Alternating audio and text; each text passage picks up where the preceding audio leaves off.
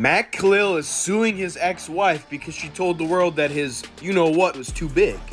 Matt Kalil, former Pro Bowl offensive tackle, was married to that Haley Baylee, the TikTok superstar.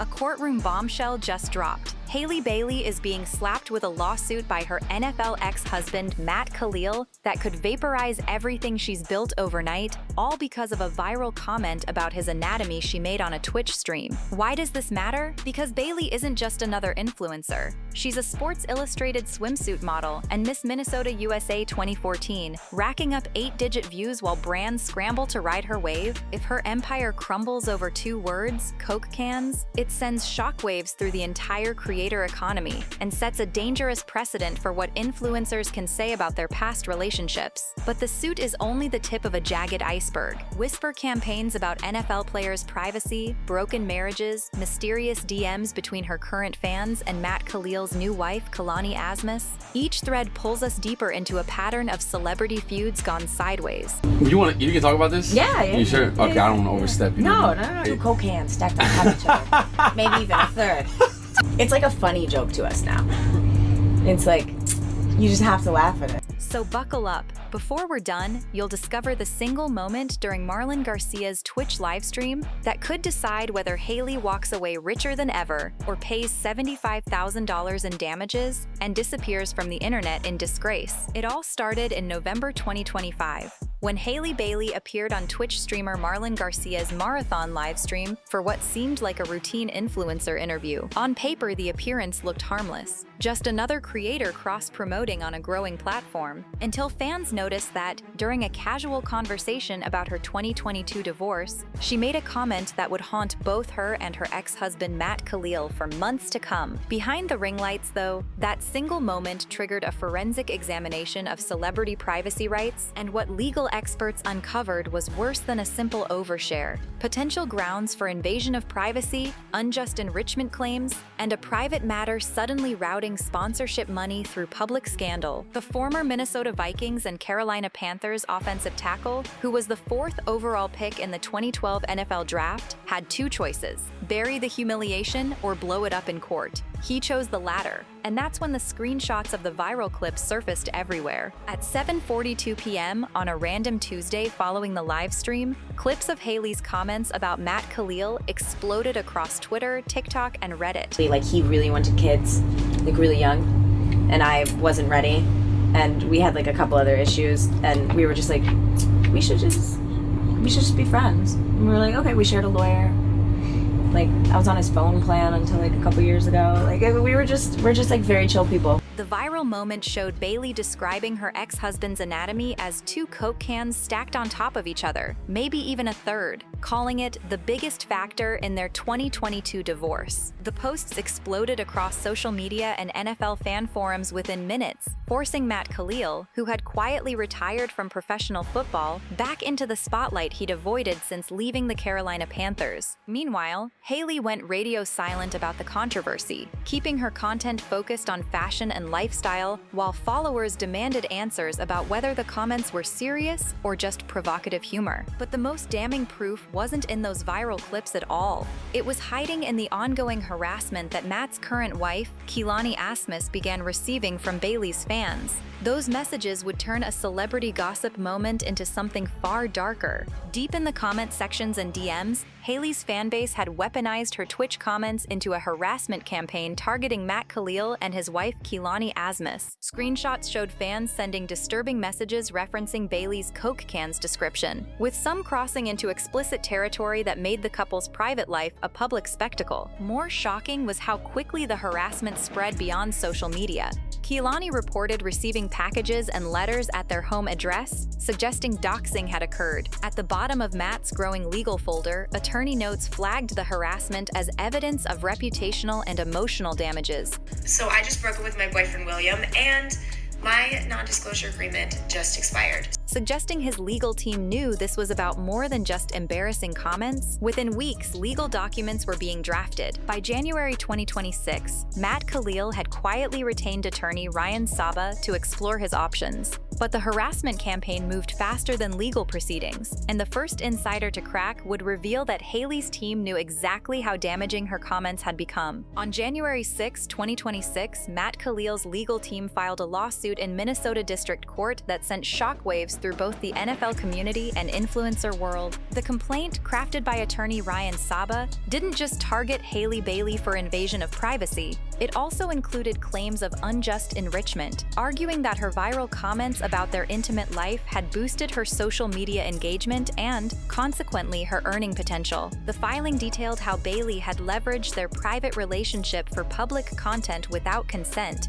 violating both his privacy and profiting from intimate details of their marriage. Armed with evidence of the harassment campaign against his wife Kehlani, Kalil's lawyers also painted Baylee as someone who had weaponized her platform to inflict ongoing emotional damage. The lawsuit demanded $75,000 in damages plus attorney fees, a figure that represented both the financial harm and the principle at stake. But Matt hadn't filed the suit out of pure vindication. He wanted to set a legal precedent about what ex-spouses could reveal about each other in the influencer economy, and his strategy would expose the single vulnerability in Hayley's defense that she could not afford to ignore. And in some interviews, she said that they had a nice relationship, but they had to get divorced because his manhood was too big. Haley Baylee didn't ask for a settlement or private mediation. She wanted Matt Kalil's lawsuit thrown out entirely on First Amendment grounds, and her legal strategy would either vindicate influencer free speech or create a dangerous precedent. Her attorney, Matthew Bialik, filed a motion to dismiss on January 23, 2026, arguing that Baylee's comments constituted protected autobiographical speech about her own life experiences, including her marriage and divorce. The defense claimed that as a public figure discussing her personal history, Baylee had the constitutional right to share her perspective on intimate relationships, even if those details embarrassed her ex-husband. While Kalil's team argued for privacy protections, Bialik countered that Matt's NFL career had made aspects of his life inherently public, weakening his expectation of privacy. The motion created a fascinating legal standoff. Could a former NFL player who had courted media attention during his career claim invasion of privacy when his ex-wife discussed their intimate life? As legal experts debated the case's implications for celebrity divorce proceedings, prosecutors and privacy advocates realized they were watching a precedent-setting battle that could redefine what public figures can say about each other. But as both sides prepared for oral arguments, a discovery filing revealed communications that would complicate Hayley's free speech defense in ways her legal team never anticipated. As legal briefs flew back and forth, Haley Baylee's social media strategy revealed a calculated effort to frame the lawsuit through the lens of sexual trauma and women's rights to speak their truth. Instead of addressing the lawsuit directly, she posted content about healing from difficult relationships and shared articles about women being silenced by legal intimidation tactics. So I guess today Haley Baylee woke up and decided that this week she will be capitalizing off of exploiting women's trauma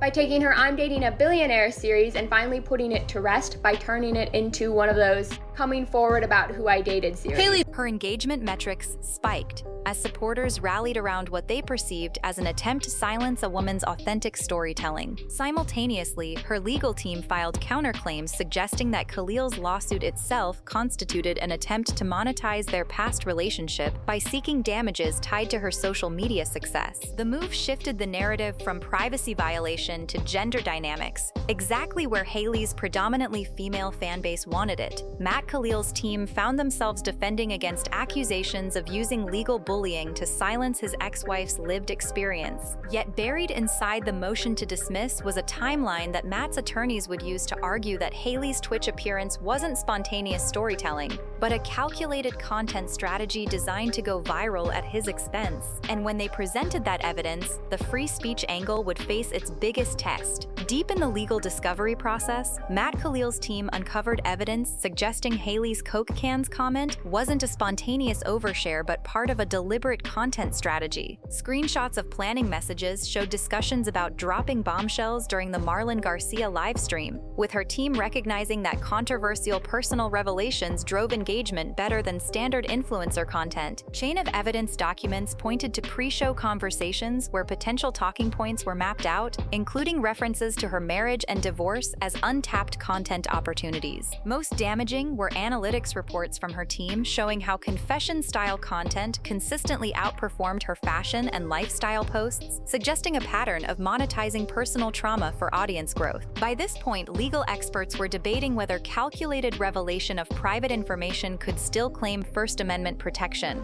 and Hayley's shares of brand partnerships bounced on rumors that sponsors might distance themselves from creators who weaponize intimate details. But investigators still lacked direct evidence that the NFL Anatomy comments were pre-planned rather than spontaneous until Marlon Garcia himself provided a statement that shifted the entire case dynamic. Like, yeah, you know what I'm saying? No, I know what you're saying, Yeah, but like, yeah. for how long? Oh no, Shut the fuck up. our whole marriage. Shut the fuck up. No, dead Shut ass. the fuck up. Dead ass. Shut the fuck up. The revelation? Hayley had specifically requested to be asked about her most surprising relationship moments during the interview. Just before the motion hearing, Marlon Garcia submitted an affidavit that complicated both sides' narratives about spontaneity versus calculation. The Twitch streamer revealed that while Hayley had indeed requested questions about relationship surprises, she had also specifically asked him to keep their pre-interview conversations confidential, suggesting awareness that her planned revelations could be legally problematic. Garcia's statement described Hayley as nervous but determined to share details that would help other women understand they're not alone in difficult marriages, framing her comments as advocacy rather than exploitation. Inside the legal filing, Garcia noted that Hayley had mentioned concerns about Matt potentially coming after her legally, but proceeded anyway, believing her speech was protected. The affidavit painted a complex picture: premeditation combined with genuine belief in her right to share her story, plus awareness of legal risks. But the document also included one detail that would reshape the entire case. Garcia revealed that Hayley had specifically asked him to ensure the stream segment would be clippable for social media, suggesting deliberate virality planning. As news helicopters circled the courthouse for the hearing, both legal teams realized they now had evidence that could support either exploitation or empowerment narratives. Yet tucked in Garcia's statement was one final revelation that would determine whether this case represented progress or regression for women's rights to discuss intimate relationships. In Garcia's most detailed section, he described Hayley's emotional state during their pre-interview conversation, where she had revealed that discussing Matt's anatomy wasn't meant to humiliate him, but to help her process what she described as sexual incompatibility that contributed to the breakdown of our marriage. I was gonna try it all. Yeah. Therapists, doctors. You're fucking lying. Not even lying. Looked up like lipo type shit. You know what I mean? What? The streamer's notes detailed how Baylee had framed her comments as part of healing from what she characterized as a relationship where physical intimacy had become a source of anxiety and disconnection. Garcia's testimony suggested that when Hayley made the Coke cans comment, she was drawing from therapeutic frameworks about naming experiences that had caused her distress, not attempting to embarrass her ex-husband for entertainment value. Suddenly, the legal teams faced a narrative shift from calculated exploitation to trauma processing, evidence that Hayley may have been using public platforms to work through legitimate relationship difficulties rather than simply generating viral content. The defense could now argue that silencing her commentary would prevent other women from discussing sexual compatibility issues that contribute to divorce, framing Kalil's lawsuit as an attack on women's right to process intimate trauma publicly. Matt's legal team found themselves in the difficult position of arguing that his privacy rights trumped her healing process, a stance that risked appearing unsympathetic to domestic relationship dynamics. Meanwhile, women's rights advocates began rallying around the case as a test of whether ex-husbands could use legal intimidation to control their former wives' narratives about intimate aspects of failed marriages. But buried in Garcia's psychological observations was one detail that neither legal team had anticipated, and its revelation would transform this from a celebrity legal dispute into a broader conversation about consent, trauma, and the monetization of personal pain. Garcia's final bombshell was financial. He revealed that Hayley's team had negotiated a revenue-sharing agreement for clips of their interview, meaning she would profit directly from viral moments, including the Coke cans comment. The documentation showed that while her trauma might have been genuine, her team had simultaneously structured the appearance to maximize financial benefit from personal revelations about Matt Kalil. What the fuck? That's why it's like not trigger. It's like kind of funny. It's like my life is a comedy and it writes itself. But like, okay, okay, I don't want to No. Was this like, that was the biggest factor? Yeah, the biggest factor, yes. Email chains between her management and Garcia's team outlined specific metrics for clip performance and corresponding payment structures, suggesting a calculated intersection of therapy and commerce. Audio recordings from their pre-interview call captured Hayley acknowledging that controversial personal stuff always performs better, while also describing her genuine need to speak her truth about our relationship. The evidence destroyed simple narratives on both sides. Hayley wasn't purely exploiting her ex-husband for profit, she was also processing legitimate relationship trauma. But she also wasn't simply exercising free speech, she was monetizing intimate details for financial gain. Matt's privacy claims gained strength from the commercial element, but his position was complicated by the trauma defense and broader questions about women's rights to discuss sexual compatibility issues. As legal experts analyzed the case, they realized it represented an unprecedented intersection of First Amendment rights, privacy law, domestic relationships, and the creator economy, territory that could establish new precedents for how influencers navigate personal disclosure. But before either side could fully prepare their arguments, the case took an unexpected turn when Hayley announced she was writing a book about their marriage. With proceeds pledged to domestic violence organizations, the announcement would either vindicate her advocacy claims or prove Matt's exploitation argument, and the timing suggested someone inside the legal process was playing a much deeper game than anyone realized. The book announcement transformed everything. Haley Baylee revealed she was writing a memoir titled Speaking My Truth, Marriage, Trauma, and Finding My Voice, with proceeds supporting organizations that help women leave unhealthy relationships. By framing her story as advocacy, she positioned the lawsuit as an attempt to silence survivors of difficult marriages rather than protect privacy rights. Oh my god. But no chance, no shot. No, because it was like he's like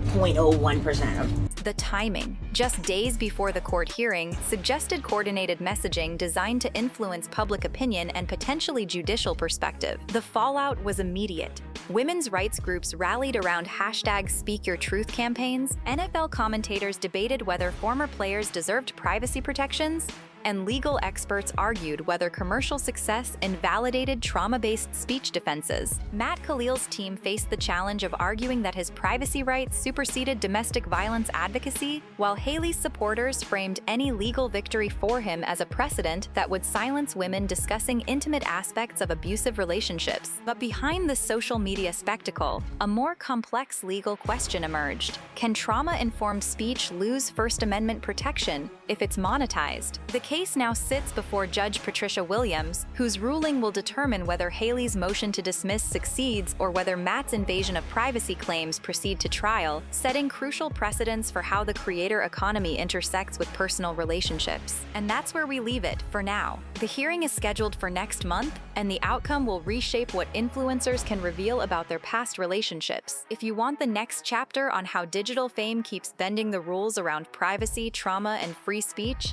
tap the bell, stay curious, and join our investigation team for the stories that define the future of online content creation.